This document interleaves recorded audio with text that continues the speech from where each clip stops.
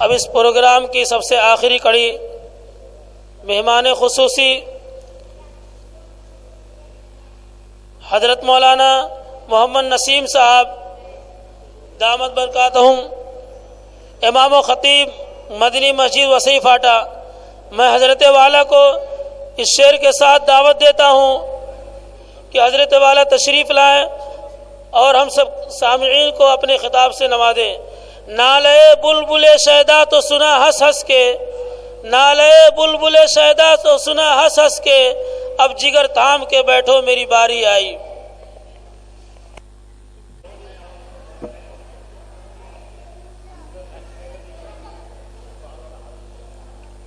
الحمد للہ رب العالمین والصلاة والسلام علی سید المرسلین وعلی آلہ واصحابہ اجمعین، اما بعد، اعوذ باللہ من الشیطان الرجیم، بسم اللہ الرحمن الرحیم، واعلموا انما اموالکم واولادکم فتنہ وَأَنَّ اللَّهَ عِنْدَهُ أَجْرٌ عَظِيمٌ۔ صدق اللہ العظیم۔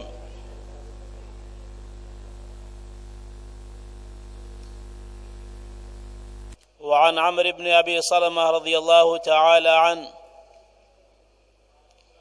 قال قال النبي صلى الله عليه وسلم: يا غلام سم الله وَقُلْ بِيَمِينِكَ وَقُلْ مِمَّا يَلِيكَ، أو كما قال رسول اللہ صلی اللہ علیہ وسلم۔ اسٹیج پر رونق افروز علماء کرام، برادران اسلام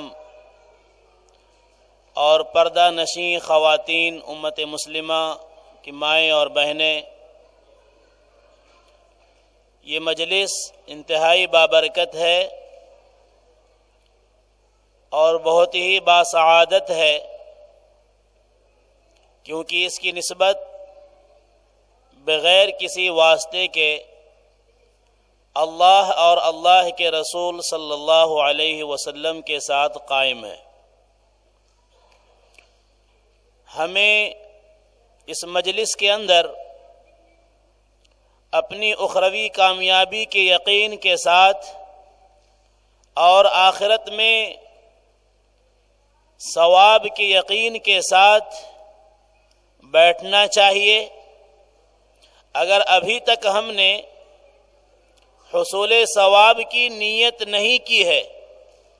یا ہمارا دماغ اس طرف نہیں گیا ہے تو ہم ابھی یہ نیت کریں کہ اللہ رب العالمین ہمیں اس مجلس کے اندر بیٹھنے کی بنیاد پر، اللہ کے رسول کی بات سننے کی بنیاد پر اور اس پر عمل کا ارادہ رکھنے کی بنیاد پر انشاءاللہ قیامت کے دن خوب سے خوب تر بدلہ عطا فرمائیں گے۔ دوسری بات یہ ہے کہ الحمدللہ آپ سب نے پروگرام کو دیکھا اور سنا ہے۔ یہ وہ مکتب ہے جو بہت سے وسائل اور اسباب سے دور ہے۔ سب سے پہلا جو وسیلہ ہوتا ہے اور سب سے پہلا جو ذریعہ اور سبب ہوتا ہے انسانی زندگی میں بہترین کارکردگی اور بہترین نمائندگی کا، وہ ذریعہ ہوتا ہے فارغ البالی اور خوشحالی۔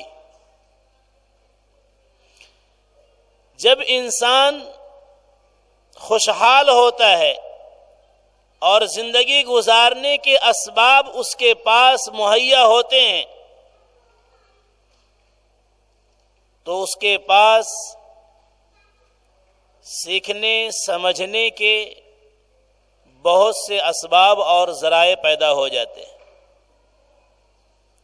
لیکن اگر انسان کے پاس یہ بنیادی سہولت میسر نہ ہو، غربت کی وجہ سے مالی اسباب اور مالی وسائل کی عدم فراہمی کی وجہ سے، یا ایسا علاقہ ہے جس علاقے میں بستی ہے کہ وہاں پر اسباب و وسائل محدود ہیں یا نہیں ہیں، تو پھر انسان کی ساری سوچ، اس کی ساری بھاگ دوڑ اور ساری جد و جہد اسباب کے حصول کے پیچھے ختم ہو جاتی ہے، اور اس کی پوری کوشش یہ ہوتی ہے کہ کس طریقے سے زندگی کے اندر امن اور سکون حاصل کرے اور اپنے گھر کے لوگوں کو خوشحالی میسر کرے، اس کوشش کے اندر اس کی زندگی گزر جاتی ہے۔ اس بنیاد پر اگر آپ دیکھیں گے تو یہ علاقہ جو شہر سے ایک طرف سے کٹا ہوا ہے اور آبادی بھی ایسی ہے کہ مالی اسباب اور وسائل بہت محدود ہیں، تعلیم کے ذرائع بھی بڑے محدود ہیں، اس کے باوجود طلباء نے، بچوں نے، بچیوں نے جس انداز میں اپنے پروگرام کو پیش کیا ہے وہ لائق تحسین ہے، وہ قابل مبارکباد ہیں، اور وہ اس بات کی طرف اشارہ کرتے ہیں اور غماز ہیں کہ اس کے پیچھے جن حضرات کی محنتیں ہیں، جن اساتذہ کی، علماء کی، امام صاحب کی، اور جن متولیان کرام کی اور ذمہ داران احباب کی وہ کاوشیں، وہ محنتیں کافی ہیں، ان کی جد و جہد اور ان کی کوششیں بھی قابل مبارکباد اور قابل تحسین ہیں کہ ہم انہیں اس لائق سمجھیں کہ انہیں مبارکباد دیں، اور مزید یہ دعا کریں کہ اللہ رب العالمین امت مسلمہ کے نونہالوں کو اور نسل نو کو ایسی غیر آباد اور علاقائی سطح پر کمزور علاقوں میں مکاتب اور مدارس چلانے والوں کو اللہ ہمت دے، حوصلہ دے، ثابت قدمی عطا فرمائے، اور ان کے لیے اسباب اور ذرائع کے حصول کو آسان فرمائے۔ دوسری چیز جو عام طور پر ہماری مجلسوں کے اندر کمی کے طور پر دیکھی اور سنی جاتی ہے اور پائی جاتی ہے وہ یہ ہے کہ ہم اس مجلس کے اندر ہوتے ہیں جہاں بار بار ذکر رسول ہوتا ہے، ہمارے پاک پیغمبر محمد عربی صلی اللہ علیہ وسلم کا نام نامی آتا ہے، لیکن ہماری طرف سے ایک بڑی کوتاہی کا مظاہرہ ہوتا ہے کہ ہم اللہ کے نبی پر درود و سلام آپ کا نام سن کر بہت کم ادا کرتے ہیں۔ اس لیے یہ کوشش کریں اور اس کو بطور یاد دہانی کے اپنے دل دماغ کے اندر رکھیں کہ جب بھی ہم اللہ کے نبی کا نام سنیں تو اپنی زبان سے صلی اللہ علیہ وسلم کہیں۔ نبی کی نعت پڑھی جاتی ہے اور نعت میں آپ کا تذکرہ آتا ہے، ضرورت اس بات کی ہوتی ہے کہ ہم آپ کے نام کے ساتھ صلی اللہ علیہ وسلم ضرور کہا کریں، یہ آپ کا حق ہے اور ہمارے لیے بڑا ہی باعث خیر و برکت ہے۔ اور اس کے بعد چونکہ حکم ہوا ہے کہ کچھ باتیں ہمارے درمیان میں آئیں، خاص طور پر تعلیم و تربیت کے عنوان سے، ایک بہت ہی وسیع مفہوم ہے اور ایک بہت ہی بڑا میدان ہے یہ، اس میں ہماری زندگی کی ساری محنتیں اگر لگ جائیں تو کم ہے۔ سب سے پہلے ہم جس بنیاد کو سمجھیں وہ یہ ہے کہ اللہ رب العالمین نے اپنے کلام مقدس کے اندر بہت ساری آیتوں میں یہ مضمون بار بار فرمایا ہے کہ مال و دولت اور آل و اولاد یہ اللہ کی طرف سے ایک امتحان ہے، ایک آزمائش ہے۔ جو آیت آپ حضرات کے سامنے پڑھی گئی ہے سورۃ الانفال کی آیت، وَاعْلَمُوا أَنَّمَا أَمْوَالُكُمْ وَأَوْلَادُكُمْ فِتْنَةٌ وَأَنَّ اللَّهَ عِنْدَهُ أَجْرٌ عَظِيمٌ۔ مختصر طور پر اسی آیت کی تشریح مطلوب ہے اور آپ حضرات کے سامنے پیش کر دی جائے گی۔ سب سے پہلی چیز تو یہ سمجھیں کہ جب ہم ان آیتوں کو پڑھتے ہیں یا سنتے ہیں تو بظاہر طور پر ایک بات، چونکہ اردو میں فتنہ ایک الگ معنی میں استعمال ہوتا ہے، اور ہم یہ سمجھ لیتے ہیں کہ مال و دولت اور آل اولاد فتنہ ہے۔ اردو کا فتنہ اور ہے جس سے فتین ہو جاتا ہے انسان، اور عربی کے اندر جس معنی اور مفہوم کے اندر قرآن کریم میں استعمال ہوا ہے فتنہ، اس کے معنی ہیں الامتحان، الاختبار، آزمائش۔ اور آزمائش جو ہوتی ہے وہ آپ کو کامیاب کرنے کے لیے ہوتی ہے۔ امتحان اس لیے آپ کا لیا جاتا ہے تاکہ آپ اپنی صلاحیتوں کی بنیاد پر، آپ اپنی خوبیوں کی بنیاد پر، آپ اپنے آپ کو یہ ثابت کر دیں، یہ منوا دیں کہ میں اس قابل ہوں کہ مجھے انعام دیا جائے، مجھے اکرام کیا جائے، مجھے احترام سے نوازا جائے، اور میں اس قابل ہوں کہ مجھے تمغے امتیاز دیا جائے، اس لیے امتحان آتا ہے۔ تو اللہ نے مال و دولت بھی اس لیے دیا ہے تاکہ آپ کو آزمائے، اور اولاد بھی اس لیے دیا ہے تاکہ اللہ آپ کا امتحان لے۔ یہ امتحانات ہیں۔ امتحان کس لیے ہے؟ امتحان اس لیے ہے تاکہ آپ آل اولاد کے تعلق سے اللہ کی اطاعت اور فرما برداری اختیار کریں، آل اولاد کے تعلق سے اللہ کی نافرمانی اور اللہ رب العالمین کی حکموں کی عدولی کر کے آپ زندگی نہ گزاریں۔ جو شخص اللہ کی اطاعت کر لے گا اپنی آل اولاد اور اپنے مال و دولت کے تعلق سے، وہ امتحان میں اللہ کے ہاں کامیاب ہے۔ اور جو شخص مال و دولت اور آل و اولاد یہ دونوں اللہ ہی کی طرف سے نعمت ہیں، اللہ کی طرف سے تحفہ ہے، اللہ کا عطیہ ہے، جو کسی مرد اور عورت کو اللہ اس دنیا کے اندر نوازتا ہے، یہ انعامات خداوندی میں سے ہے۔ چنانچہ مال سب کو حاصل نہیں ہوتا اور اولاد بھی سب کو حاصل نہیں ہوتی، یہ اللہ کی طرف سے ایک عطیہ ہے، ایک انعام ہے، ایک تحفہ ہے، اور یہ تحفہ دے کر کے اللہ آپ کو آزمانا چاہتا ہے۔ آزمائش اس لیے ہے تاکہ آپ اپنے آل و اولاد اور اپنے مال اور دولت میں اللہ کے حکم کو پورا کر کے کل قیامت کے دن کامیاب ہو جائیں۔ اس لیے اللہ نے فرمایا آگے وَأَنَّ اللَّهَ عِنْدَهُ أَجْرٌ عَظِيمٌ، کہ اللہ کے پاس بہت عظیم اجر و ثواب ہے، بہت عظیم بدلہ ہے، بڑا انعام اللہ رب العالمین کے یہاں ہے، جو جنت کی شکل میں ہے۔ اس دنیا کے اندر آپ مال و دولت اور اپنے بال بچوں کو، اولاد کو اللہ کی نعمتوں میں سے آخری نعمت نہ سمجھ لیں کہ بس جس کو مال مل گیا، اولاد مل گئی، بس اسی میں وہ مگن ہو گیا، اور آگے جو اللہ کی بڑی نعمت ہے، جو جنت کی شکل میں اللہ نے مرد و عورت کے لیے رکھی ہے، ایمان والے مرد اور ایمان والی عورتوں کے لیے اللہ نے رکھا ہے، ہم کہیں اس سے غافل نہ ہو جائیں۔ اس لیے اللہ نے ساتھ میں فرما دیا آل و اولاد و اموال آزمائش ہیں، اور اس کے بعد اللہ کے پاس بہت عظیم انعام اور عظیم بدلہ اللہ رب العالمین کے پاس میں۔ اجر یہ بدلے کو کہا جاتا ہے، اجرت کو کہا جاتا ہے، یعنی آپ اس دنیا میں کام کر کے آئیں گے،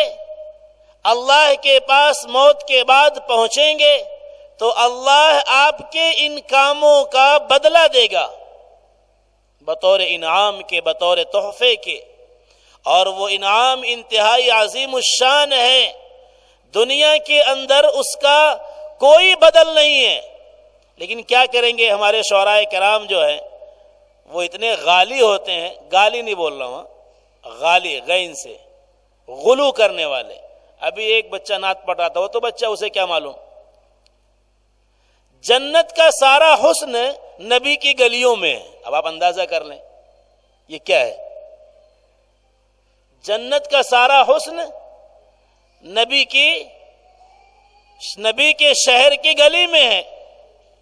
اب ایک بچے نے یہیں پر وہ نعت پڑھی ہے. اب آپ اندازہ لگائیں جنت کا حسن کیا دنیا کے اندر ہے؟ جنت کا حسن اگر دنیا کے اندر ہے تو پھر جنت میں جانے کی ضرورت کیا ہے؟ یہ اللہ کی تمام آیتیں جس میں اللہ نے جنت کا تصور پیش کیا ہے اور اللہ کے نبی کی تمام احادیث کے خلاف ہے. دنیا میں جنت کا کوئی تصور نہیں ہے، اور جنت سے زیادہ حسین منظر، خوشنما منظر دنیا میں کہیں نہیں ہے. اللہ رب العالمین نے جنت کی کچھ چیزیں اس دنیا کے اندر رکھ دی ہیں، لیکن جب آپ اس کے بارے میں تفصیل سے پڑھیں گے تو آپ کو پتہ چلے گا کہ اللہ نے ان کے اوپر ایسے پردے ڈال دیے ہیں کہ وہ نورانیت جو جنت کی ہے یہاں لوگوں کے سامنے وہ نظر نہیں آتی. چنانچہ حجر اسود جنت کا پتھر ہے، اللہ رب العالمین نے اس کے نور کو کم کر کے اس دنیا کے اندر رکھا ہے. اللہ کے نبی صلی اللہ علیہ وسلم نے ریاض الجنہ کو فرمایا یہ جنت کا حصہ ہے. اللہ رب العالمین نے اس کی عظمتوں، سعادتوں کو اس دنیا کے اندر ظاہری طور پر لوگوں سے چھپا کر کے رکھا ہے. جب یہ جنت کا حصہ بنیں گے، جنت میں جائیں گے تو پھر اس کی رونق کیا ہوگی وہاں نظر آئے گی. اس لیے اللہ کے نبی صلی اللہ علیہ وسلم نے صاف کہا ہے کہ وہ جنت ایسی ہے کہ کسی انسان کی آنکھ نے دیکھا نہیں، کان نے سنا نہیں، کسی انسان کے دل دماغ پر اس کا کوئی تصور نہیں گزرا ہے. اتنا حسین منظر ہے جنت کا، اور وہ اللہ ہمیں اور آپ کو انشاءاللہ ضرور عطا کرے گا. اس لیے کہ یہ ساری کوششیں، یہ محنت، یہ تگ و دو، یہ سب اسی جنت کے حصول کے لیے. تو ہمیں ایسے غلو سے بچنا چاہیے جو ہمارے عقیدے کے خلاف ہو، اور علماء کرام کو اس پر نوٹس لینا چاہیے اور اپنے بیانات میں اس کی وضاحت کرنی چاہیے تاکہ ہمارا صحیح عقیدہ اور صحیح بات لوگوں تک پہنچے. غلو پر مبنی باتیں ہمارے عقیدے کے اندر یا ہمارے نسلوں کے اندر سرایت نہیں کرنی چاہیے، اشعار کے ذریعے سے یا بیانات کے ذریعے سے. تو اللہ رب العالمین نے مال و دولت کو، آل اولاد کو آزمائش اور امتحان کے لیے رکھا ہے. ہم کامیاب کیسے ہو سکتے ہیں اپنے بچوں کے تعلق سے؟ اللہ کے نبی صلی اللہ علیہ وسلم نے فرمایا کہ ایک ماں اور باپ، والدین، اپنی اولاد کو ادب سے زیادہ بہتر کوئی تحفہ نہیں دے سکتے. یہ میرے نبی کی بات ہے. میری مائیں اور بہنیں خاص طور پر دھیان دے کر سن لیں. یہاں بیٹھا ہوا مجمع، جو ماں باپ، جو باپ ہیں وہ بھی سمجھ لیں، جو ابھی اس پوزیشن پہ نہیں پہنچے ہیں اللہ انہیں بھی صاحب اولاد بنا دے، انہیں بھی باپ بنائیں انشاءاللہ. اور وہ اس عزم و ارادے کے ساتھ سنیں کہ جب اللہ ہمیں اولاد کی نعمت سے نوازے گا، باپ بنائے گا، یا ہماری مائیں بہنیں سمجھے اللہ انہیں ماں بنائے اور انہیں اولاد کی نعمت سے ان کی گود کو بھر دے، تو وہ اس ارادے کے ساتھ سنیں کہ انشاءاللہ یہ عمل ضرور کریں گے کہ اپنے بچوں کو آپ بہترین ادب سے بڑھ کر کے دنیا کا کوئی تحفہ نہیں دے سکتے، یا دنیا کے اندر ادب سے بڑا کوئی تحفہ ہے ہی نہیں جو آپ اپنے بچے کو، اپنی اولاد کو پیش کر دیں. یہ میرے نبی کی بات ہے، کسی کے کاٹنے سے کٹ نہیں سکتی. آپ اپنی اولاد کو، اپنے بچوں کو، اپنی بچیوں کو دنیا کی جو بھی چیز، جو بھی خواہش، جن کا جو بھی مطالبہ ہے، بہترین سے بہترین کپڑے، بہترین سے بہترین کھانے اور بہترین سے بہترین ان کی زندگی گزارنے کے عیش و آرام کے سامان، شادی بیاہ کے موقع پر ان کے لیے جہیز کے سامان یا ان کے لیے اور اعلیٰ سے اعلیٰ تحفے آپ پیش کر دیں، لیکن اگر آپ نے اپنی اولاد کو بہترین ادب اور حسن ادب نہیں سکھلایا ہے تو آپ نے اپنی اولاد کو محروم کر دیا ہے، اور گویا کہ آپ نے اپنی اولاد کو یتیم کر دیا ہے۔ اسی لیے کسی کہنے والے نے کیا خوب کہا ہے کہ یتیم وہ نہیں ہے جس کے ماں باپ بچپن میں مر گئے، در حقیقت یتیم تو وہ ہے کہ اس کے ماں باپ کے ہوتے ہوئے وہ حسن ادب سیکھنے سے محروم رہ گیا، اچھی تعلیم و تربیت سے محروم رہ گیا، اس کے ماں باپ نے اچھا اور برا اسے سمجھایا نہیں، در حقیقت وہ بچہ یتیم ہے۔ یعنی ایسے ماں باپ کے ہونے سے فائدہ ہی کیا ہے جن ماں باپ نے اس بچے کو معاشرے کا ایک ہیرا بنا کر کے پیش نہیں کر دیا۔ اس لیے آپ دیکھیں گے کہ سرور کائنات محمد عربی صلی اللہ علیہ وسلم نے کس بہترین انداز سے بچوں کی تربیت کی ہے۔ جو حدیث میں نے آپ کو پڑھی ہے آپ کے سامنے، اس حدیث میں آتا ہے ایک صحابی جن کے ساتھ یہ واقعہ پیش آیا، اس وقت وہ بڑے بچے ہیں، چھوٹے ہیں، سمجھداری کی عمر ہے، بات یاد ہو جاتی ہے ان کو، لیکن بڑے ہونے کے بعد وہ اپنا قصہ سناتے ہیں۔ عمر ابن ابو سلمہ رضی اللہ تعالی عنہ، بخاری مسلم کی حدیث ہے، وہ فرماتے ہیں کہ ایک مرتبہ میں اللہ کے نبی صلی اللہ علیہ وسلم کے ساتھ دسترخوان پر کھانا کھا رہا تھا، پلیٹ میں، رکابی میں جو کھانا رکھا ہوا تھا، اور بھی لوگ تھے، میں اپنا ہاتھ ادھر ادھر گھما رہا تھا، کبھی یہاں سے اٹھاتا، کبھی وہاں سے اٹھاتا، کبھی وہاں سے اٹھاتا اور کھا رہا تھا۔ تو اللہ کے نبی صلی اللہ علیہ وسلم نے مجھے تعلیم دی اور آپ نے مجھے فرمایا، یا ولد، اے لڑکے، سم اللہ، اللہ کا نام لو، کھانا شروع کرو تو اللہ کا نام لو، وَقُلْ بِيَمِينِكَ، اپنے دائنے ہاتھ سے کھاؤ، وَقُلْ مِمَّا يَلِيكَ، اور اپنے سامنے سے کھاؤ، تمہارے قریب جو کھانا ہے وہ کھانا کھاؤ۔ آپ نے یہ 3 تعلیم دی، کس کو؟ ایک بچے کو جو آپ کے ساتھ دسترخوان پر شریک تھا۔ اسی طریقے سے ایک دوسرے صحابی ہیں عبداللہ ابن عامر رضی اللہ تعالی عنہ، وہ فرماتے ہیں کہ اللہ کے نبی صلی اللہ علیہ وسلم ایک مرتبہ میرے گھر پہ تشریف لائے، اور اتفاق سے میری والدہ نے مجھے بلایا اور کہا، عبداللہ ادھر آؤ، میں تمہیں ایک چیز دوں گی۔ اللہ کے نبی صلی اللہ علیہ وسلم نے ان سے پوچھ لیا کہ آپ اس بچے کو کیا دینے والی تھیں، آپ کا کیا ارادہ تھا کہ آپ اس بچے کو دیں گے؟ تو ان کے والدہ نے کہا، اللہ کے نبی، میں نے ارادہ کیا تھا کہ میں اس بچے کو کھجور دوں گی۔ اللہ کے نبی صلی اللہ علیہ وسلم نے فرمایا، اس موقع پر میری مائیں بہنیں خاص طور پر دھیان دے کر کے سنیں، آپ فرماتے ہیں کہ اگر تم نے اس بچے کو کچھ نہ دیا ہوتا یا تمہارا کچھ نہ دینے کا ارادہ ہوتا، تم نے ایسے ہی اپنے پاس بلانے کے لیے، اس کے دل میں ایک لالچ پیدا کرنے کے لیے تم نے اسے کہا کہ پاس آؤ، میں تمہیں ایک چیز دیتی ہوں، جیسا کہ عام طور پر یہ عادت ہوتی ہے عورتوں کی، یا اور بھی سماج کے اندر مردوں کے اندر بھی عادت پائی جاتی ہے کہ مٹھی بند کر لیں گے اور بچے سے کہیں گے، نہ سمجھ بچے، آ جاؤ دیکھو میری مٹھی میں کیا ہے، آؤ ایک چیز دیتا ہوں، دیتی ہوں.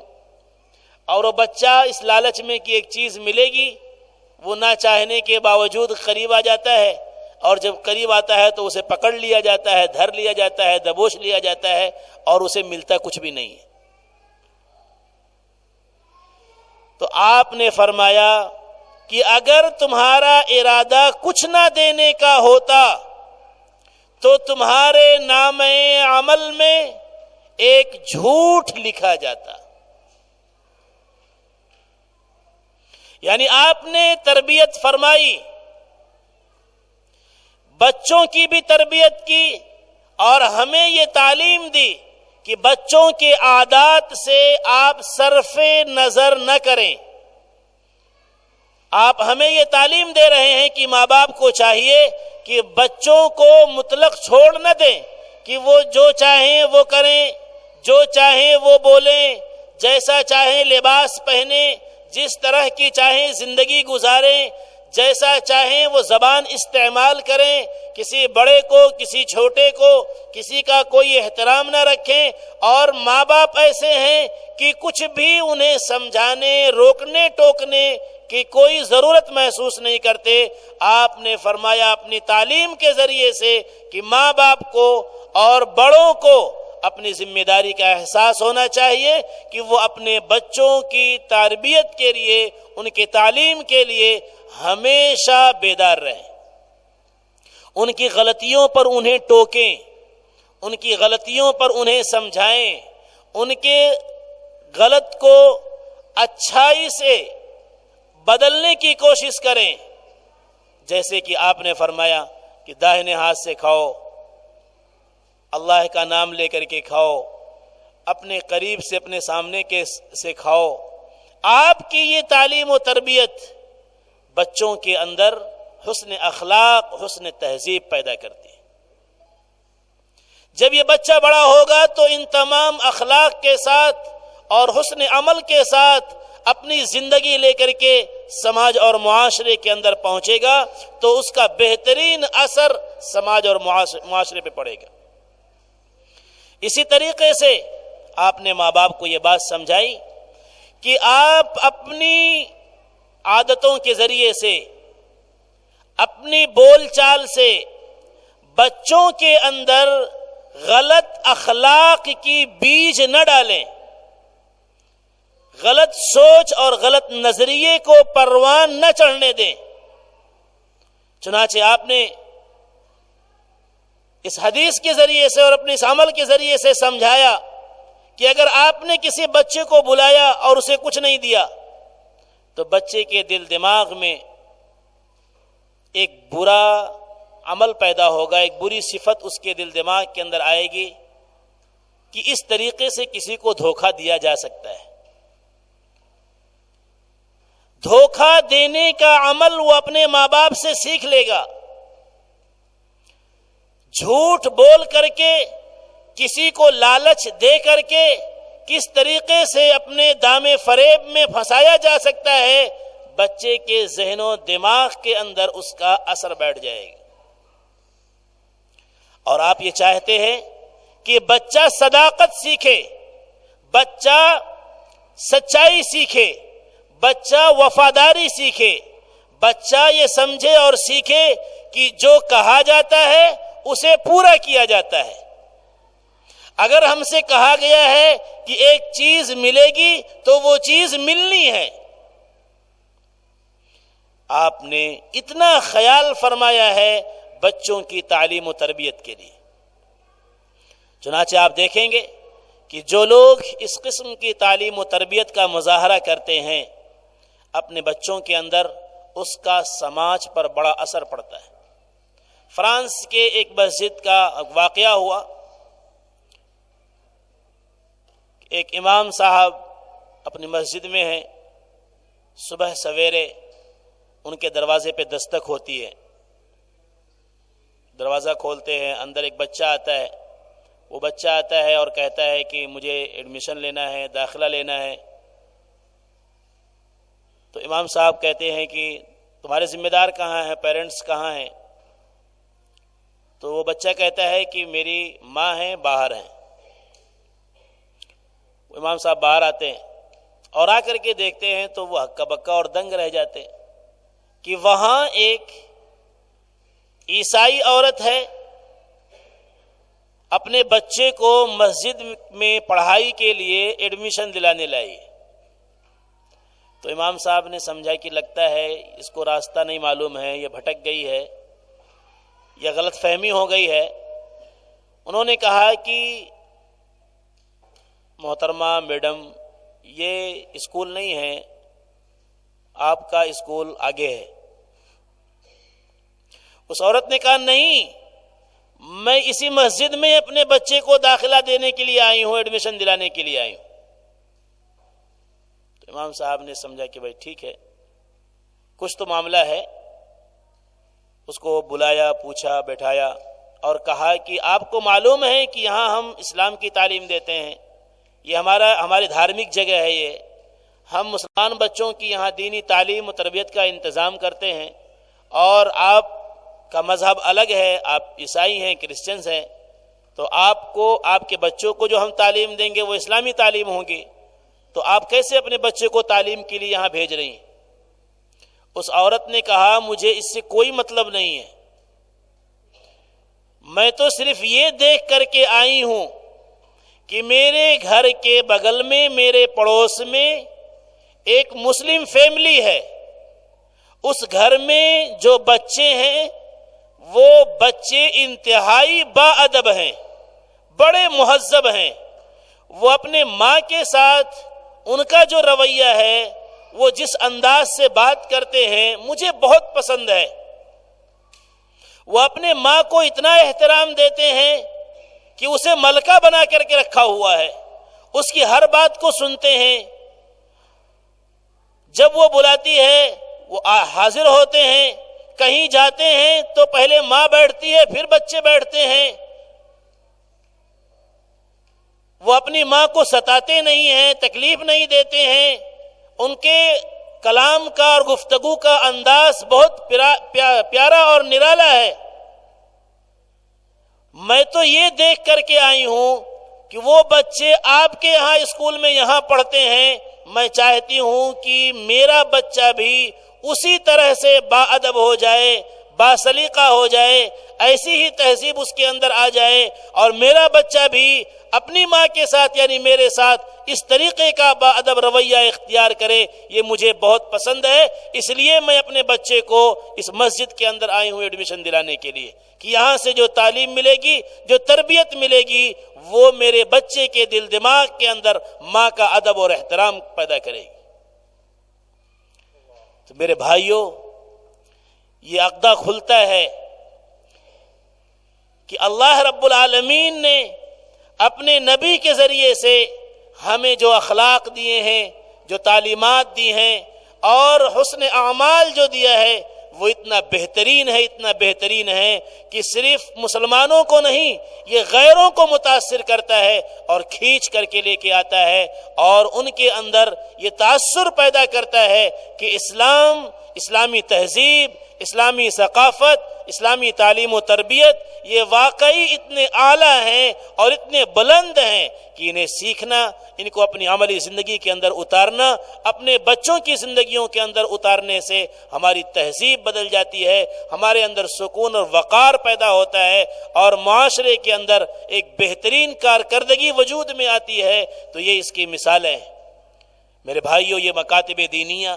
یہ مدارس اسلامیہ، یہی اللہ کے نبی کے اخلاق، اللہ کے نبی کے طور طریق، آپ کی زندگی، آپ کے رہنے سہنے کا طریقہ، اٹھنے بیٹھنے کا انداز، آپ کے گفتگو کرنے کا طریقہ، بڑوں کے ساتھ، چھوٹوں کے ساتھ کس طریقے سے زندگی گزاری جائے، یہ تمام آداب اسلامی یہ مکاتب دینیہ اور مدارس اسلامیہ کے اندر سکھائے جاتے ہیں۔ اسی لیے ہر مسلمان کی، ہماری، آپ کی، ہماری ماں بہنوں کی یہ ذمہ داری ہے کہ ہم اپنے بچوں کو لازمی طور پر مدارس اور مکاتب کی تعلیم کے ساتھ جوڑیں۔ بڑی شکایت ہوتی ہے جب کوئی مدرس، کوئی امام اور مکتب کا پڑھانے والا، کوئی عالم دین، کوئی حافظ یہ کہتا ہے کہ کسی بھی پروگرام کے وقت بچوں کی تعلیم و تربیت کے عنوان سے کسی بھی فنکشن کے وقت ان کی تربیت کے لیے کسی بھی پیرنٹس میٹنگ کے وقت جب ہم محلے کے بچوں کے پیرنٹس کو، والدین کو، ماں باپ کو بلاتے ہیں تو لوگ نہیں آتے۔ اس کا مطلب کیا ہے لوگ نہیں آتے؟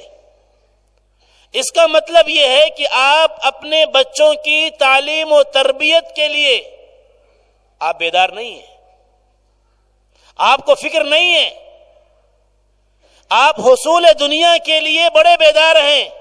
صبح اٹھنا ہے، نہانا دھونا ہے، کپڑے پہننے ہیں، ناشتہ کرنا ہے، کہاں جانا ہے، کس سے ملنا ہے، کیا ملاقات کرنی ہے، سارے انتظام، ساری کوششیں آپ کرتے ہیں، لیکن بچوں کی اخلاق، ان کی تعلیم، ان کی تربیت، ان کی زندگی سے جڑی ہوئی چیز کے لیے اگر سال میں ہماری مدارس، مساجد، مکاتب کے اندر آپ کو 1-2 مرتبہ بلایا جاتا ہے تو آپ کے پاس وقت نہیں ہوتا، ٹائم نہیں ہوتا۔ اس کا مطلب یہ ہے کہ دینی تعلیم اور اسلامی تربیت کے تعلق سے آپ کے اندر احساس کمتری ہے اور آپ اسے اپنا فرض منصبی نہیں سمجھتے۔ اس لیے آج یہ ارادہ کریں اور عزم کریں کہ انشاءاللہ جب بھی ہمارے بال بچوں کی تربیت کرنے والے ہمارے اساتذہ، علماء ہمیں بلائیں گے ہمارے بچوں کے تعلق سے مسجد، مکتب کے اندر، تو انشاءاللہ اپنا ہر کام چھوڑ کر کے اس کو ضروری سمجھ کر کے حاضر ہوں گے۔ یہ ضروری ہے۔ اور اسی کے ساتھ ساتھ جو سب سے اہم اور قیمتی بات ہے وہ یہ ہے کہ ہماری انہی تعلیم و تربیت اور انہی کوششوں کے نتیجے میں جب ہمارے یہ بچے اسلامی ماحول میں ڈھل جائیں گے، اسلام کے سانچے میں ڈھلیں گے، ان کی زندگیوں میں نماز ہوں گی، ان کی زندگیوں میں قرآن کی تلاوت ہوگی، ان کی زندگیوں میں روزے ہیں، ان کی زندگیوں میں اسلامی زندگی ہے، تو ہمارے اس دنیا سے جانے کے بعد کیا ہوگا معلوم ہے؟ ہمارے اس دنیا کے جانے کے بعد اندازہ لگائیں آج دنیا کہاں جا رہی ہے۔ مرنے کے بعد کا تو چھوڑیے، آج مغربی دنیا یہاں پہنچی ہوئی ہے کہ اسی دنیا میں جو ماں باپ اپنے بچوں کی تعلیم کے لیے، ہائی ایجوکیشن کے لیے بڑی بڑی یونیورسٹیوں کے مہنگی مہنگی فیسیں بھر کر کے اپنے بچوں کو ہائی ایجوکیشن دلایا، وہ بچے جوان ہو کر کے بڑی بڑی تنخواہیں اٹھانے والے، بڑے بڑے جاب، بڑی بڑی کمپنیوں اور فیکٹریوں کے لینے کے بعد ماں باپ کو بھول جاتے، ان کو سرکار کی ان عمارتوں میں بھیج دیتے ہیں جہاں پر ان بوڑھی ماؤں کے لیے، بوڑھے والدین کے لیے، بوڑھے ماں باپ کے لیے کوئی دوسرا آ کر کے کچھ خدمت کر دیتا ہے۔ یہ سٹیوں کے اندر بن رہے ہیں، اسی دنیا میں وہ اولاد چھوڑ جا رہی ہے، مرنے کے بعد کیا یاد کرے گی؟ لیکن میرے ماؤں اور بہنوں، میرے بھائیوں، سمجھو کہ اللہ کے نبی صلی اللہ علیہ وسلم نے فرمایا موت کے بعد انسان کا نام عمل بند ہو جاتا ہے، لیکن جو چیزیں موت کے بعد بھی اس کو ثواب پہنچاتی رہتی ہیں اور اس کے نام عمل میں مسلسل اندراج کار خیر کا ہوتا رہتا ہے، وہ ہے ولد صالح، آپ کی نیک اولاد، جنہیں آپ نے انہی مکاتب میں، انہی مدارس میں، انہی اساتذہ اور علماء اور حفاظ کرام کے سامنے بیٹھا کر کے دین کی اور اسلام کی تعلیم دے کر کے اس قابل بنایا کہ آپ کے موت کے بعد آپ کی مغفرت کے لیے وہ دعا کریں گے، آپ کے موت کے بعد آپ کی مغفرت کے لیے اپنا مال خرچ کریں گے، آپ کی موت کے بعد اپنی کمائی سے آپ کے لیے صدقہ کریں گے، آپ کے موت کے بعد راتوں کو اٹھ کر کے روئیں گے اللہ سے اور کہیں گے اے اللہ آپ ان پر رحم فرما دیجئے جیسے بچپن میں انہوں نے مجھ پر رحم کیا تھا، میں کسی لائق نہیں، کسی قابل نہیں تھا، میرے ماں باپ نے ہر طرح سے مجھ پر رحمت کا اور شفقت کا معاملہ کر کے مجھے بڑا کیا، مجھے پروان چڑھایا، میری تمام آفتوں مصیبتوں سے اور ہر تکلیف دہ چیز سے میری حفاظت کی تھی۔ اے اللہ، اے پروردگار، تو ان پر بھی اسی طرح رحم فرما دے۔ رب ارحمہما کما ربیانی صغیرا، یہ ان کی الفاظ ان کی زبان سے نکلیں گے اور اللہ رب العالمین کے عرش کو ہلائیں گے، اور اس نیک صالح اولاد کی دعائے مغفرت اللہ رب العالمین رد نہیں کرے گا، اس لیے کہ اللہ کے نبی کا وعدہ ہے کہ ولد صالح یدعو لہ، جس شخص کا نیک صالح بیٹا بیٹی اس کے لیے مغفرت کی دعا کریں گے، اللہ رب العالمین نام عمل میں اس کے لیے اس کا ثواب جاری فرما دے گا۔ یہ اتنا بہترین موقع ہے ہمارے لیے، اس دنیا کے اندر بھی کامیابی کی ضمانت، آخرت کے اندر بھی کامیابی کی ضمانت۔ اب اور زیادہ ہمیں کیا چاہیے ایک ایمان والے کے لیے کہ دنیا کے اندر بھی نیک نامی ہو، نیک شہرا ہو، اور آخرت کے اندر اللہ رب العالمین بھی راضی اور خوش ہو۔ شاید ایک ایمان والے مرد اور ایک ایمان والی عورت کے لیے اس سے بہتر تحفہ، اس سے بہتر انعام اور اس سے بہتر کوئی چیز نہیں ہو سکتی، اور اس کے حصول کی جگہ اللہ نے مساجد و مدارس و مکاتب کو بنایا ہے، لہٰذا اس سے جڑنا اور اس کو تقویت پہنچانا، اس کا تعاون کرنا اور اس سے جڑے رہنا، یہ ہم سب کی ذمہ داری ہے۔ اللہ رب العالمین ہم سب کو سمجھ عطا فرمائے، عمل کی توفیق عطا فرمائے، آمین وآخر دعوانا الحمدللہ۔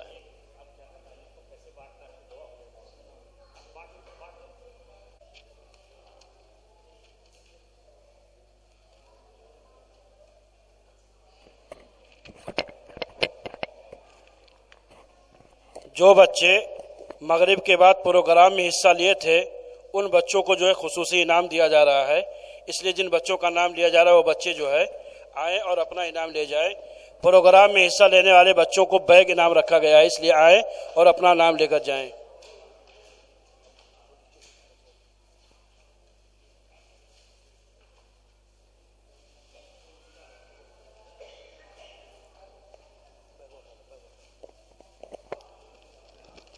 محمد کاشف محمد نسیم،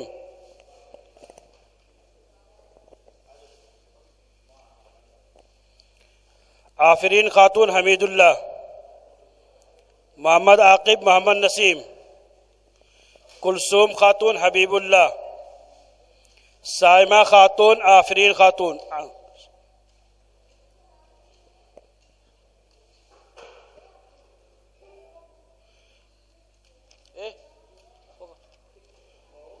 شبنم عبد الجبار، محمد ریحان حمید اللہ، محمد کاشف آفرین عبد الاحد، عفیفہ حبیب اللہ، محمد وسیم عبد السلام، محمد سلمان عبد الحمید، منتشا جنید احمد۔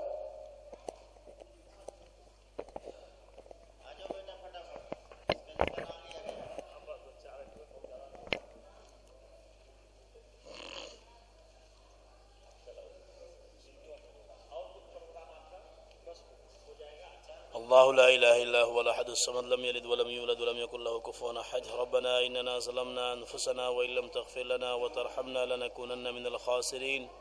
يا حي يا قيوم برحمتك نستغيث يا حي يا قيوم برحمتك نستغيث ربنا آتنا في الدنيا حسنة وفي الآخرة حسنة وقنا عذاب النار۔ اے اللہ رحم کا، کرم کا، عفو کا، درگزر کا معاملہ فرما۔ اے اللہ ہمارے تمام کمیوں کوتاہیوں کو معاف فرما۔ اے اللہ اے اللہ اے اللہ جو بھی اعمال اے اللہ ہم سے ہو پا رہے ہیں، اے مولا کریم بلا شبہ وہ آپ کے شایان شان نہیں ہیں۔ اے اللہ ہماری کمیوں اور کوتاہیوں کو معاف فرماتے ہوئے ان اعمال کو قبول فرما لیجیے۔ اے مولا کریم آپ کی ذات بے نیاز ہے۔ اے اللہ آپ مستغنی ہیں۔ اے اللہ آپ کو کسی کی کوئی ضرورت نہیں ہے۔ اے اللہ ہمارے اعمال سے اے اللہ آپ کی رفعت میں، آپ کی بلندی میں، آپ کی بڑائی میں اے اللہ کچھ بھی اضافہ ہونے والا نہیں ہے۔ اے مولا کریم آپ بڑے ہیں۔ اے اللہ آپ سب سے بڑے ہیں۔ اے اللہ اے اللہ اے اللہ، ہم انتہائی کمزور ہیں، عاجز ہیں، بے بس ہیں، اے مولا کریم بڑے کمزور ہیں۔ اے اللہ اے اللہ اے اللہ، ہمارے ان اعمال کو قبول فرما لیجئے۔ اے اللہ مغفرت کا ذریعہ بنا لیجئے۔ اے اللہ بطور سبب کے قبول فرما لیجئے۔ اے اللہ اپنی رحمت، اپنا فضل اور اپنا کرم نازل فرما دیجئے۔ اے اللہ جن لوگوں نے اے اللہ اس پروگرام کے اندر حصہ لیا ہے، اے اللہ تعاون پیش کیا ہے، اے اللہ طلبہ اور طالبات کے اے اللہ حوصلہ افزائی فرمائی ہے، اے اللہ آپ ان کے دینے کو قبول فرما لیجئے۔ اے اللہ جیسے انہوں نے دل کھول کر کے اے اللہ تیرے دین کے نام پر نوازا ہے، اے اللہ آپ بھی انہیں نواز دیجئے۔ اے اللہ اپنی شایان شان عطا فرما دیجئے۔ اے اللہ دنیا اور آخرت دونوں جہان کے اندر عطا فرمائیے۔ اے اللہ اس مسجد کو اے اللہ اپنے رحمتوں سے گھیر لیجئے۔ اے اللہ یہاں کام کرنے والے ذمہ داران اے اللہ ان کو ثبات قدمی عطا فرما دیجئے۔ اے اللہ ہر طرح سے ان کا تعاون فرما دیجئے۔ اے مولا کریم دنیا اور آخرت کے اندر اے اللہ خوبیوں سے مالا مال فرما دیجئے۔ اے اللہ ہم سب کو اے اللہ اپنی جنت کے لیے، اپنی رضا کے لیے قبول فرما لیجئے۔ اے اللہ اپنی دین کی نصرت کے لیے قبول فرما لیجئے۔ اے اللہ اپنی دین کی دعوت کے لیے قبول فرما لیجئے۔ اے اللہ ان بچوں کو اے اللہ ان کے والدین کے لیے اے اللہ مغفرت کا ذریعہ بنا دیجئے۔ اے اللہ ان میں اپنے دین کا داعی اور اپنے دین کا سپاہی پیدا فرما دیجئے۔ اے اللہ ہم سب کو اے اللہ وہ تمام خیر کی چیزیں عطا فرما دیجئے جو محمد عربی صلی اللہ علیہ وسلم نے مانگی ہیں۔ اے اللہ ان تمام شرور سے اور فتن سے اور ان تمام پریشانیوں سے اے اللہ ہمیں بچا لیجئے جن سے اللہ کے نبی صلی اللہ علیہ وسلم نے پناہ مانگی ہے۔ اے اللہ ہماری طرف سے اے اللہ ہم نے جو مانگا ہے اے اللہ ہم اپنی ضروریات کو اے اللہ کما حقہ بیان نہیں کر سکتے، اے اللہ نہیں مانگ سکتے۔ اے اللہ آپ بہت اچھی طرح سے اے اللہ بہتر طریقے سے جانتے ہیں۔ اے مولا کریم ہماری تمام حاجتوں کو، ضرورتوں کو پورا فرما دیجیے۔ اے اللہ حاضرین مجلس میں اے اللہ جو لوگ جن چیزوں کی ضرورت مند ہیں اے اللہ محتاج ہیں، اے اللہ ان کے دلوں میں اے اللہ بہت سی جائز تمنائیں ہیں، حاجتیں ہیں، ضرورتیں ہیں، اے اللہ سب کی تمام جائز تمناؤں کو پورا فرما دیجیے۔ اے مولا کریم اے مولا کریم اے مولا کریم ہمارے اوپر جن لوگوں کے حقوق ہیں اے اللہ جنہوں نے دعاؤں کے لیے کہا یا لکھا ہے اے اللہ ہمارے ان کے اور تمام درخواست کرنے والوں کے تمام حاجتوں کو اے اللہ پوری فرما دیجیے۔ اے مولا کریم ہماری دعاؤں کو قبول فرما لے، اے اللہ قبول فرما لے، اے اللہ قبول فرما لے۔ ربنا تقبل منا انك انت السميع العليم وتب علينا انك انت التواب الرحيم وصلى الله تعالى على خير خلق محمد وآله وصحبه اجمعين برحمتك يا ارحم الراحمين۔